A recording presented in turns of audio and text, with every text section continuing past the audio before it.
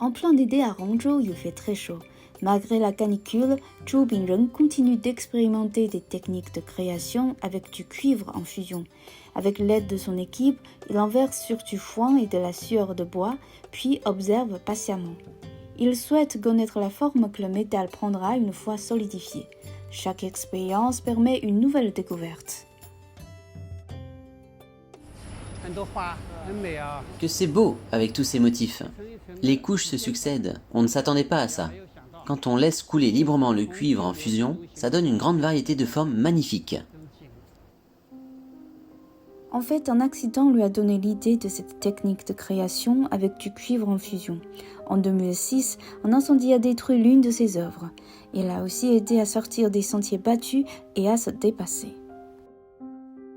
Le 25 mai 2006, notre équipe était à Changzhou pour la construction de la pagode Tianning. Cette dernière a pris feu pendant les travaux. L'incendie était spectaculaire. L'avant-toit du premier étage de la pagode était complètement détruit.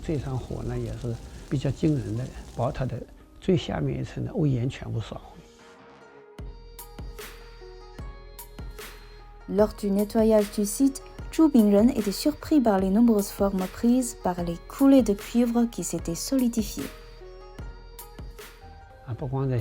C'était très beau.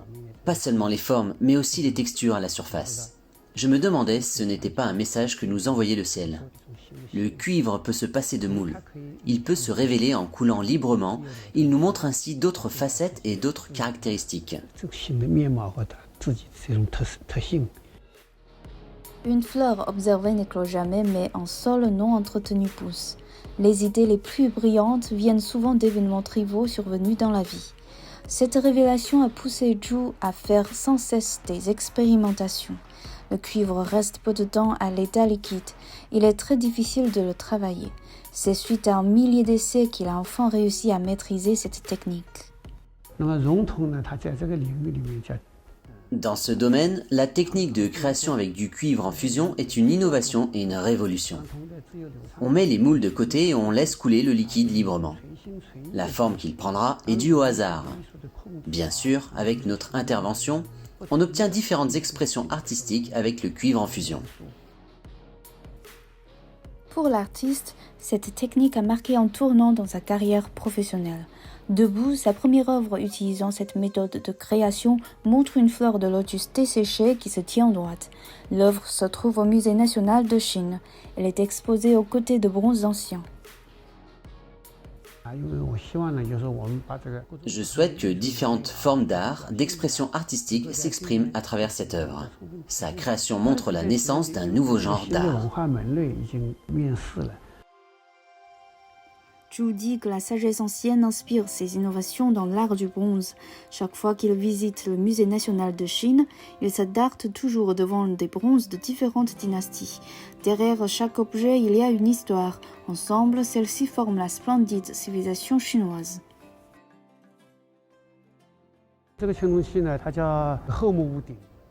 Cet objet s'appelle Houmu Wuding. C'est un bronze de renom mondial. Il a atteint un niveau très élevé en termes de traitement du cuivre et de fabrication. La vision unique de Zhu pour l'art du cuivre attire également l'attention à l'étranger. Lors de la foire d'art de Shanghai 2012, une de ses œuvres a impressionné le public. Les visiteurs étaient étonnés de voir un champ de rizière doré en cuivre. Zhu a nommé l'œuvre d'après un vers célèbre du classique taoïste, le livre de la voie et de la vertu. La voie qu'on dit être la voie n'est pas la voie constante.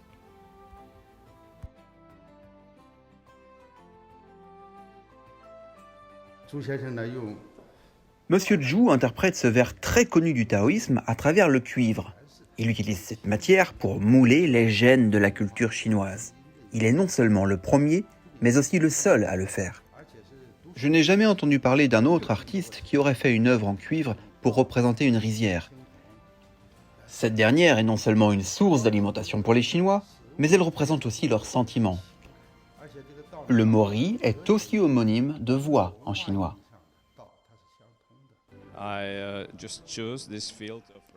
J'ai choisi cette rizière, qui n'est pas la rizière parce que c'est du cuivre, et vous avez une bonne idée du symbole avec lequel vous travaillez. Quel est le symbole? Le symbole est la nourriture. Lorsque vous transformez littéralement la nourriture en cuivre, vous avez un autre type de nourriture, et c'est une nourriture intellectuelle. Voilà pourquoi j'ai choisi cette rizière. Je veux la montrer au public, parce qu'il y avait aussi un mouvement similaire dans le milieu artistique occidental dans les années 60. And I think also certain movements in Western art which were similar in the 60s. En 2018, à l'invitation du directeur de l'Académie royale des beaux-arts d'Anvers, Chu s'est lancé dans une série d'activités d'échange culturel. Il a également organisé une exposition personnelle à Berlin, montrant au public occidental la nouvelle vitalité de cet artisanat d'ancien. Made a lot of elements and Il a fait beaucoup d'éléments, énormément d'éléments. Alors il m'a demandé de choisir et de faire la composition. Alors j'ai fait une composition à partir de ces éléments qu'il a fait. Et pour moi, c'est le monde. Et le monde a des communautés dans les communautés. Ils ont des cultures. communities. In the communities they have cultures. Chu espère montrer au monde l'histoire et la culture plurimillénaire de la Chine, ainsi que toute sa nature inclusive. L'idée a été pleinement présentée dans sa grande fresque intitulée « Toutes les sources convergent vers la mer », spécialement commentée pour le forum Boao 2021. Toutes les sources convergent vers la mer est en fait un lavis de ma création. Après sa réalisation, je trouvais cette œuvre magnifique. Elle reflète l'aspect imposant de la convergence des fleuves vers la mer. À travers le cuivre, elle donne une toute nouvelle impression artistique. J'espère que cette forme d'art est unique, car cette fresque est immense. Elle couvre la surface d'une grande pièce, soit une 50aine de mètres carrés. Lors des pauses, je montais pour avoir une vue d'ensemble.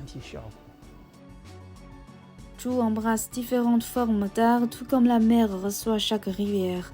Pour lui, le bronze représente la gloire passée de la civilisation chinoise, mais aussi de la Chine moderne, avec une histoire si riche et ancienne, mais aussi pleine d'innovation et de potentiel.